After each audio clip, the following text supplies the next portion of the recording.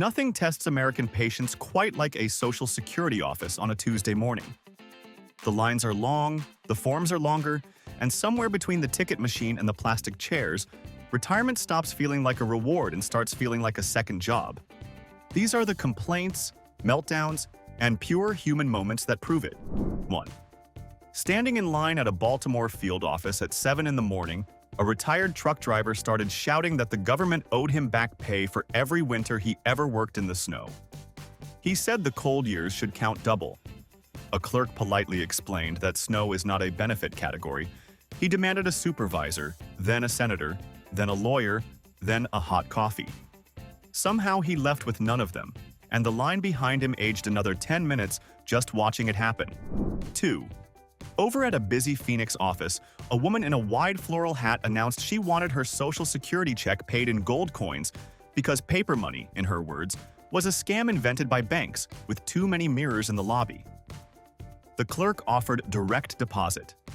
She called direct deposit a communist trick. By the time she left, half the waiting room had picked up 3 new opinions about the Federal Reserve they never asked for, and one man was quietly Googling the price of gold. 3. Right in the middle of a Tuesday morning in Cleveland, a man walked in carrying a shoebox stuffed with receipts from 1978. He wanted every last one counted toward his monthly benefit because, in his words, he was already old back then, and the government just did not know it. Staff spent 20 minutes explaining the actual formula before he declared them all part of a conspiracy and walked out with the shoebox tucked under his arm like a very confused briefcase. 4. Deep in the suburbs of Atlanta, an elderly gentleman insisted his benefits should be recalculated because Mercury was in retrograde the year he retired. He brought printouts from an astrology website as evidence, complete with color highlighting. The clerk asked very gently whether he had ever tried talking to a financial advisor. He said financial advisors were also affected by Mercury. There was no winning that conversation, and honestly, everyone in the room quietly agreed to let the stars finish their argument. 5. About 20 minutes into a routine appointment in Miami, a woman started screaming that the office temperature was proof of elder abuse. She said 72 degrees was, and I quote, Arctic warfare. Security tried to explain the thermostat. She threatened to sue the thermostat. In the end, someone brought her a paper cup of hot water, which she called an insult, drank anyway, and asked for a second cup before her name was even called. 6. Not far from downtown Chicago, a man requested that the government start his retirement payments 5 years early because his ex-wife was, in his opinion, aging faster than him. He wanted his benefits adjusted for what he called relative decay. A caseworker patiently reminded him that Social Security does not compare spouses. He said maybe it should, then filed a complaint against the entire concept of marriage. The complaint went nowhere, but the story reached 3 states by dinner. 7. Right after they opened the doors in Houston, a retired schoolteacher marched to the counter demanding her check be increased because inflation had ruined her grocery list. When told there was already a cost of living adjustment, she asked why it did not include her specific brand of yogurt. The clerk did not have an answer. Nobody in that entire building had an answer, and honestly, that might be the most relatable complaint on this list. 8. Somewhere on the 3rd row of chairs in Denver, a man was heard telling his wife that the office should serve breakfast because they had been waiting since dawn. When a security guard mentioned there was a diner across the street, the man said crossing the street would lose his place in line. He was correct. He was also hungry. Retirement had never felt more like the 2nd grade, right down to the sad little juice box he brought from home. 9. Across a linoleum floor in Newark, an elderly woman demanded that her deceased husband still receive full benefits because, in her words, he was only mostly gone. She said he still gave her advice in dreams. A supervisor gently explained that dreams do not qualify as proof of life. She left disappointed but promised to bring a signed note from her husband next time, which is exactly the kind of paperwork nobody in that office was ever going to be trained to handle. 10. During what should have been a 5-minute name change appointment in Seattle, a man asked to legally rename himself the Honorable Retired so his checks would arrive with the proper respect. He said the current envelopes felt too casual. Staff explained that Social Security uses whatever name is on his birth certificate. He asked to speak to the birth certificate. That was the moment lunch break started 40 minutes early for at least 2 employees, and neither of them apologized. 11. Way back in a corner cubicle in Tampa, a woman insisted her social security number was cursed because it contained too many sevens. She wanted a new one issued for spiritual reasons. The clerk politely reminded her that numbers are not assigned based on vibes. She asked whether they could at least add a lucky 8 somewhere in the middle. Nobody had a form for that request, which honestly might be the only reason the conversation ended before someone else got involved. 12. By the time she reached the front desk in Sacramento, a retired hairdresser had prepared a full slideshow on her phone explaining why her benefits should be tax-free. Slide 1 was a photo of her cat. Slide 2 was a bank statement. Slide 3 was another photo of the same cat. The staff never made it to slide 4, but the cat looked very reasonable and possibly deserved its own checking account, its own dental plan, and maybe a small pension. 13. Not long after opening in Boston, a man walked in demanding that his benefits be sent by carrier pigeon because he did not trust the mail, the bank, or, quote, anyone under 60. A clerk asked how the pigeon would deposit the check. He said that was the government's problem, not his. This is the point where most agencies would have called security, but Boston clerks have seen worse before lunch, and one of them actually looked up the legality of pigeon delivery out of pure curiosity. 14. In one of the longer waits ever recorded in a Detroit office, a couple in matching windbreakers argued for 40 minutes about who should have applied first. She said he was too proud. He said she was too impatient.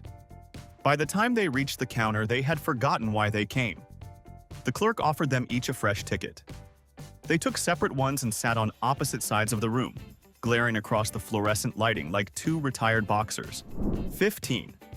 Right around the second cup of vending machine coffee in Portland, a man decided the office music was giving him tinnitus. There was no music. There was, however, a fluorescent light with a slight buzz. He named the light Gerald and demanded compensation from Gerald. Staff added him to the appointment list under noise complaint, unusual, and Gerald continued buzzing without remorse. Gerald, by all accounts, is still working at that office today. 16. Just past the metal detector in a Brooklyn office, a woman announced that her retirement was being sabotaged by pigeons outside her apartment window. She wanted the Social Security Administration to fund a pigeon relocation program as part of her benefits. A caseworker explained, with impressive patience, that pigeons fall under a different agency. She asked which one. Nobody had the courage to guess, and by the time she left, 3 other seniors were quietly taking notes. 17.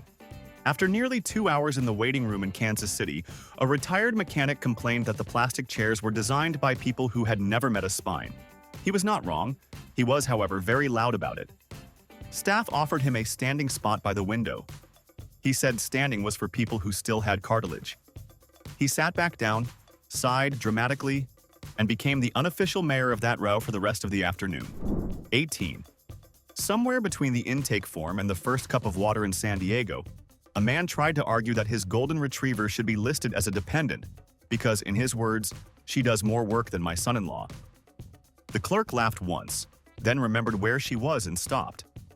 Dogs, unfortunately, are not eligible dependents. The son-in-law, unfortunately, is also not eligible, though the man made a strong case for both of them with surprising legal detail. 19. Halfway through an appointment in Nashville, a woman began humming the national anthem as, in her words, a form of protest against wait times. Other seniors joined in. By the second verse, 3/4 of the room was standing. It was oddly beautiful. It was also completely unhelpful. The wait time did not decrease. But the security guard admitted afterward it was the most patriotic Tuesday of his career, and possibly the strangest. 20. Not far from the parking lot in Phoenix again, an elderly man returned for the 3rd time in 1 week to complain that his retirement felt too quiet. He wanted the government to do something about it. A clerk suggested a hobby. He said hobbies were for people who still had energy. She suggested a support group. He said support groups were full of complainers. Somewhere in that beautiful irony, an entire generation was accurately described in under 60 seconds. 21. Right around the ticket dispenser in a Las Vegas office, a woman in sequined sneakers demanded that her benefits be paid weekly because monthly checks, in her opinion, encouraged reckless spending. A clerk explained that Social Security pays on a fixed schedule tied to your birthday. She said her birthday was every day in spirit. The clerk did not argue with that logic, mostly because arguing would have added another 20 minutes to a line that already stretched past the water fountain. 22. About 10 minutes into a very calm morning in Raleigh, a man walked in and asked whether the office had a suggestion box. When told there was none, he produced his own suggestion box from a tote bag, set it on the counter, and asked the staff to please start using it. Inside were 47 suggestions, all handwritten, all from him. Number 1 was simply, hire nicer chairs. And honestly, after 2 hours in that lobby, it was hard to disagree with the man. 23. Not long after her name was called in Minneapolis, a retired librarian corrected the clerk's grammar 3 times before the appointment even started. She said she could not trust her benefits to anyone who confused fewer and less. The clerk apologized. She apologized back, then corrected the apology. By the time they got to the actual paperwork, both women were exhausted, and the retired librarian left a handwritten note thanking the office for, quote, tolerating a lifelong professional. 24. Deep into the second hour of waiting in Orlando, a man in a Hawaiian shirt began narrating everything happening in the office like a sports announcer. He gave the clerks nicknames. He gave the printer a rivalry with the copier. He called one confused senior a rookie. Nobody stopped him because, honestly, the play-by-play was the best entertainment the building had offered in years. And the copier, for the record, was clearly winning that day. 25. Just past the reception desk in Pittsburgh, a woman demanded that her late husband's benefits be transferred to their parrot because the parrot could still say his name. She had brought the parrot. The parrot did, in fact, say his name. Twice. Loudly. Staff explained that vocal impressions do not qualify as legal identification. The parrot then said something unrepeatable, which the woman blamed on cable television, and everyone in that lobby quietly agreed to never mention it again. 26. Once she finally reached the counter in Charlotte, a retired nurse launched into a 15-minute complaint about the font size on her benefit letter. She said the numbers looked friendly, but the words looked hostile. A clerk offered to print a larger version. She refused, saying larger fonts felt like being talked down to. There was, apparently, a perfect font size somewhere in the universe, and the Social Security Administration had personally failed to find it for her. 27. Sometime before lunch in a Milwaukee office, a man tried to file a complaint about the sound his benefit check made when it arrived in his mailbox. He said it landed too aggressively. When asked how a check could land aggressively, he demonstrated with his hands. Staff took notes purely to be polite. Nothing came of it, but 3 employees later admitted they had spent the rest of the day imagining what an aggressive envelope even sounds like. 28. Halfway through the intake process in Salt Lake City, a woman insisted that her retirement start date be moved to the exact minute her grandson was born, because it would be, quote, spiritually symmetrical. The clerk explained that benefits start on a monthly schedule, not a mystical one. She sighed the sigh of a woman who had heard many disappointing answers in her life, then asked whether spiritual symmetry could be added as a future option, ideally by next Tuesday. 29. Right after the doors opened in a Bronx office, a man in a leather cap announced that he had come to file a complaint against Time itself. Staff asked him to clarify. He said Time had cheated him out of at least 10 good years, and someone should pay. There is no form for that. There is not even a category for that. But he did leave with a fresh ticket number and a promise that his feelings, at the very least, had been formally acknowledged. 30. Just before her scheduled appointment in Albuquerque, a woman marched to the front desk and said her retirement was ruined because her neighbors kept mowing the lawn during her nap. She wanted federal intervention. A clerk gently explained that lawn schedules are not a Social Security matter. She said everything felt like a Social Security matter now that she was retired, which honestly might be the most accurate thing anyone said in that building all week. 31. Almost an hour after arriving in Columbus, a retired accountant handed the clerk a spreadsheet showing every mistake the government had ever made on his checks since 1994. Some were off by a penny. One was off by 3 cents. He wanted every single error acknowledged in writing. The clerk offered to escalate it. He said escalation was not the same as an apology. He was correct, And somewhere in a filing cabinet, that spreadsheet still exists. 32. While waiting for his number to be called in Louisville, a man in overalls announced to the entire lobby that retirement was a scam invented by people who hated fishing. Nobody disagreed. Nobody agreed either. A woman 2 rows over quietly said her husband had said the exact same thing before he retired and then spent 3 months refusing to leave the couch. The man in overalls nodded like she had just confirmed a theory he had been building his whole life. 33. Somewhere between the security desk and the elevators in Jacksonville, a woman demanded that her Social Security payments be reissued in the form of grocery store gift cards. She said she trusted supermarkets more than banks. A clerk explained that the government does not partner with grocery stores. She said maybe it should. Then she listed 3 stores, ranked by how clean their bathrooms were, which had nothing to do with anything but was strangely persuasive. 34. Right in the middle of a routine appointment in Oklahoma City, a retired oil worker asked whether his benefits could be paid in the form of a truck. Not the value of a truck, an actual truck.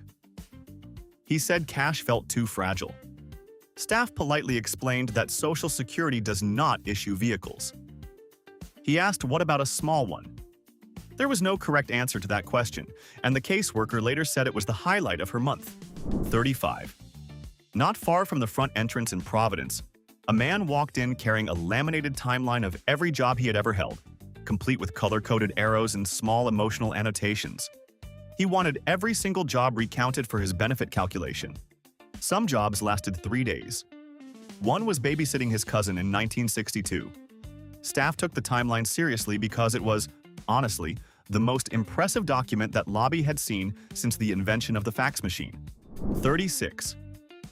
About 20 minutes past his scheduled appointment in Little Rock, a man complained that the office clock was 2 minutes slow and had cost him valuable retirement time.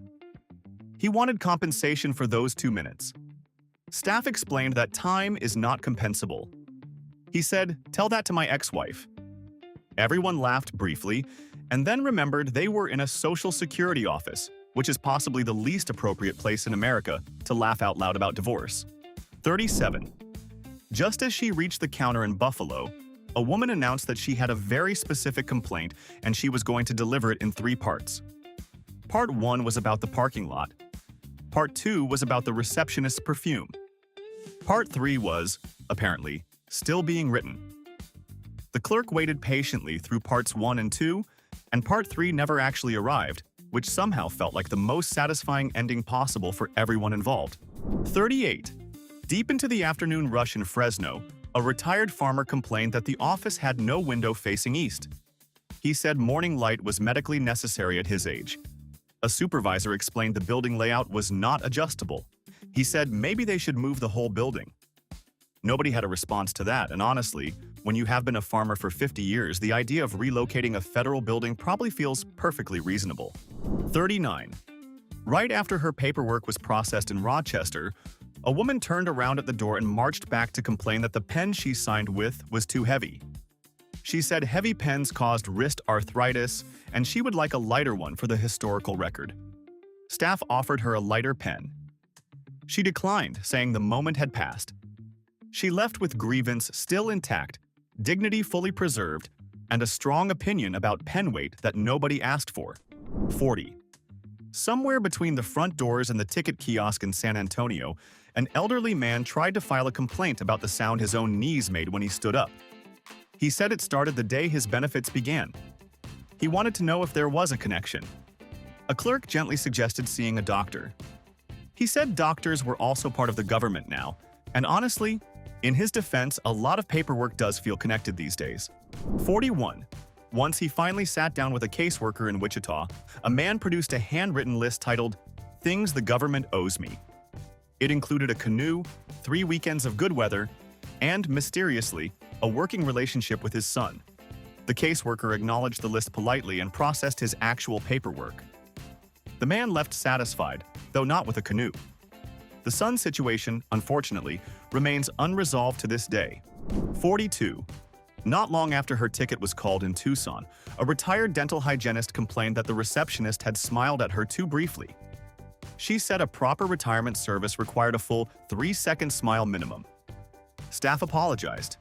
She timed the next smile with a stopwatch. It came in at 4 full seconds. She left completely satisfied, and the receptionist reportedly spent the rest of the week smiling defensively at every person who walked through the door. 43. Right in the middle of what should have been a quick address update in Grand Rapids, a woman asked whether the government could also update her husband's opinions while they were at it. Staff clarified that opinions are not part of the record. She said maybe they should be. There is not a single form in the federal system that handles spousal opinions, but that request has now been unofficially referenced at least twice by amused employees. 44. Just past the second row of chairs in Baton Rouge, a man in a Vietnam veteran cap complained that the office coffee was too weak for anyone who had actually earned their retirement. He said the coffee should match the person. Staff pointed out that they did not, in fact, serve coffee. He said that was the real problem. Within the hour, someone had brought in a personal thermos, and he was holding court by the window like a caffeinated general. 45. About halfway through the morning in a Long Beach office, a woman began complaining that her retirement had ruined her book club because she now had too much time to read and finished books before everyone else. She wanted the government to slow her reading down. A clerk laughed, then apologized for laughing, then laughed again. The woman left feeling heard, which honestly might be the entire point of most complaints anyone has ever filed anywhere. 46. Not far from the printer that had been jammed since Monday in Des Moines, a retired electrician complained that his benefit statement used the wrong shade of blue. He said federal documents should be a specific patriotic blue, and this one leaned green. Staff had no comment. He produced a paint chip from his wallet. Nobody in that office was prepared for a paint chip, and yet, somehow, nobody was surprised either. 47. Right after her appointment ended in Norfolk, a woman turned back to add one more complaint. She said the water fountain had insulted her by being too cold. Staff explained that water fountains are not sentient. She said, "Tell that to the fountain." The fountain, in its defense, kept working. She kept complaining. Somewhere in that exchange, both parties won something, though nobody could quite explain what. 48. Well into the 4th hour of a very slow afternoon in Spokane, a man asked whether Social Security could reimburse him for a bad haircut. He said the haircut had happened during a period of federally recognized retirement stress. Staff informed him that haircuts are not covered. He said the haircut had covered him just fine, unfortunately. It was, by all accounts, the sharpest joke ever told in that lobby, and it came from a man who genuinely needed a better barber. 49. Just before closing time in Toledo, a woman rushed to the counter to file a complaint about her retirement party. She said the cake had been dry, the balloons had been sad, and her co-workers had not cried enough. She wanted this recorded somewhere permanent. A clerk gently explained that Social Security does not archive party reviews.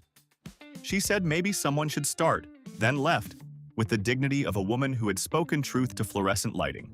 50. Deep into an already exhausting Wednesday in Anchorage, a retired fisherman complained that his benefits felt smaller in the winter. Staff explained that payments do not change with the seasons. He said everything feels smaller in Alaska in January, including money, hope, and, quote, the sun. Nobody argued with that. It was February. The sun had, in fact, been missing for a while, and the fisherman left feeling deeply understood, if not financially adjusted. 51. Halfway through his second cup of water in Birmingham, a man tried to complain that the office magazines were outdated. Staff pointed out that the office did not have magazines. He said that was even worse. He then offered to donate his own magazines, which turned out to be a stack of old fishing catalogs from 1998. Nobody accepted them, but nobody threw them away either, and rumor has it they are still sitting on a break room shelf. 52. Not far from the front desk in Trenton, a woman announced that she had come to file a complaint on behalf of her sister, who was, unfortunately, too polite to complain herself. Staff politely explained that complaints must come from the person affected. She said her sister was affected by too much politeness. That, unfortunately, is not a category. But the sister, wherever she is, has now been immortalized in at least 3 staff meetings. 53. Right around the coffee vending machine in a Reno office, a man complained that retirement felt like an unpaid internship. Nobody in earshot disagreed. Somebody in the back row shouted, "Amen." A retired teacher across the aisle added, "An internship you cannot quit." Within 5 minutes, the lobby had unofficially formed a support group, and the security guard admitted later it was the most bonding moment he'd ever witnessed inside a federal building. 54. Just as her name was called in Lincoln, a woman announced that she was withdrawing her complaint because she had forgotten what it was. Staff offered her a moment to remember. She declined, saying moments were exactly what retirement had too many of. She sat back down, satisfied. This is possibly the healthiest interaction in this entire video, and the fact that it happened at all suggests there may be hope for the rest of us yet. 55. Somewhere near the second window in a Bakersfield office, a retired trucker complained that his benefits arrived on the wrong day of the week. Staff explained that payment days are based on your birthday. He said his birthday was a mistake his mother made in June, and it had haunted him ever since. There is no policy for that. There is, however, a lot of quiet sympathy in a room full of people who have also at some point blamed their birthdays. 56. About 15 minutes past opening in Fort Wayne, a man walked in with a complaint written on the back of a diner placemat. It was 7 pages long. Staff read it seriously because you have to respect the effort. It turned out to be a very long story about a rooster, a fence, and somehow cost of living adjustments. Nobody understood how the rooster was involved, but everyone agreed the placemat deserved better handwriting than it received. 57. Right after his second appointment reschedule in Chattanooga, a man complained that the office had made him miss his favorite game show 3 times in a row. He wanted the missed episodes counted toward emotional damages. Staff explained that game shows are not federal territory. He said they should be, considering how many people watched them. Honestly, that logic held up better than most arguments made in that building, and the caseworker admitted it later over lunch. 58. Not long after she sat down at the counter in Syracuse, a woman complained that her Social Security card had faded because she carried it in her wallet like a driver's license. Staff politely reminded her that the card is supposed to stay home. She said her wallet was her home now. Nobody could argue with that. She left with a replacement card and a promise to carry it more responsibly, which everyone in the lobby quietly doubted. 59. Deep into a busy afternoon in Tallahassee, a retired postal worker complained that the office lines moved slower than the actual mail. He said he would know. Staff had no defense. Somebody in the back muttered, "He has a point." The line, in fairness, did not move any faster after his complaint. But the entire lobby felt a little more validated, and the postal worker walked out looking like a man who had finally, publicly, gotten even. 60. Just past the third row of plastic chairs in Boise, a woman announced that her retirement was ruined because her cat had lost respect for her since she stopped going to work. She wanted the government to acknowledge this loss. Staff nodded sympathetically because sometimes nodding is the entire job. The cat, wherever it was, remained unmoved. Retirement, apparently, changes every relationship you have, including the ones with animals who barely tolerated you to begin with. 61. Right in the middle of a very tense Thursday in Akron, a man produced a folder labeled evidence and demanded a formal hearing. The evidence was a series of newspaper clippings, none of which were related to Social Security, and one very old bus schedule. Staff processed his actual request, which was a simple address change. The folder went home with him unopened.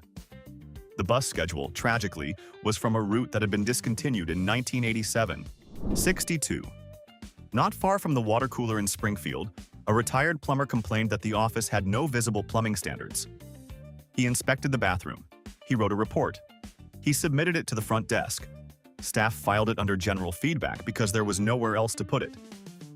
The bathroom apparently was fine, but the plumber left 3 specific recommendations, all of which were technically correct and completely outside the scope of federal benefits. 63. Halfway through her appointment in Shreveport, a woman began complaining that her retirement had accidentally aligned with her sister's, and now they had to compete over who was, quote, more retired. Staff asked what that meant. She said her sister took more naps, but she read more books. There is no metric for that. There is, however, a very common phenomenon of siblings turning literally anything into a scoreboard, and Social Security offices see it more often than you might guess. 64. Once he was finally seated in Modesto, a man complained that his benefit statement had arrived on a Tuesday, which he considered emotionally unstable. He preferred Wednesdays. Staff explained that mail delivery is not scheduled by mood. He said maybe the world would be better if it were. That is possibly the most philosophical complaint on this entire list, and it came from a man wearing socks with sandals in a room lit entirely by fluorescent tubes. 65. Just as she was about to leave in Erie, a woman turned around and asked whether her retirement could be officially rebranded as, quote, an extended sabbatical. She said retirement sounded final and sabbatical sounded hopeful. Staff explained that the government does not offer rebranding services. She said maybe it should. Somewhere in a break room, 3 employees are still debating whether she had a point. And honestly, the word sabbatical does sound a lot more optimistic. 66. Right after her second visit in 1 week to a Dayton office, a retired seamstress complained that the office curtains were hemmed unevenly, and it had been bothering her since Monday. She offered to fix them for free. Staff politely declined the offer, citing federal property rules. She left mildly offended but professionally validated, and the curtains, for the record, are still hemmed unevenly to this day, which is honestly a small tragedy. 67. Not far from the security desk in Peoria, a man announced that his complaint was too big for one visit and he would return next week to finish it. Staff asked for a preview. He said the preview alone would take an hour. They believed him. He left. He came back. He returned 3 more times. The complaint, whatever it was, is now considered a local legend, and the staff have quietly agreed to never speak of it out loud. 68. Deep into a slow Friday in Yonkers, a woman complained that her retirement had ruined her ability to enjoy weekends because now every day felt like Saturday. Staff nodded because there is no policy fix for that. She said she missed Fridays specifically, the anticipation, the small hope. That was, honestly, one of the more heartbreaking complaints anyone had heard that month, and the clerk admitted later she thought about it all the way home. 69. Right before closing time in a Cincinnati office, an elderly man walked up to the counter, cleared his throat, and said he had come to file a complaint about complaints. He said everyone in the lobby had been complaining for hours and it was ruining his retirement. Staff paused. He paused. The lobby paused. Then he burst out laughing at his own joke, and honestly, that might be the best possible ending to a day inside any Social Security office in America. Retirement in this country is supposed to be the reward, but somewhere between the paperwork and the plastic chairs, it turns into a full-time hobby of patience. So tell me in the comments, which of these complaints hit closest to home for you, and what would you honestly file if you had the chance? If you laughed, learned, or just felt seen, hit that like button and subscribe for more.